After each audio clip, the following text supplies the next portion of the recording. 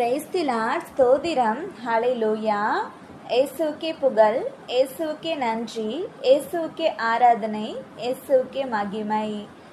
மீகா 7ஆம் அதிகாரம் 15ஆம் வசனத்தில் இப்படியாக வாசிக்கிறோம். நீ எகிப்து தேசத்திலிருந்து புறப்பட்ட நாளில் நடந்தது போலவே உன்னை அதிசயங்களை காண பண்ணுவேன். அன்பான தேவ பிள்ளைகளே, நம் தேவனாகிய கர்த்தர் நம்மோடு இருப்பதால் நம் வாழ்க்கையில் நடக்கின்ற காரியங்கள் தீமையை போல் தெரிந்தாலும் அவற்றை நமக்கு நன்மையாக மாற்றி நம் கண்களுக்கு அவற்றை வியப்பாகவும் அதிசயமாகவும் மாற்ற நம் தேவன் வல்லவராய் இருக்கின்றார். நம் ஆண்டவர் நம்மோடு இருக்கின்ற பொழுது நம் வாழ்க்கையில் அதிசயங்களை காண முடியும். ஆமேன். ஹல்லேலூயா.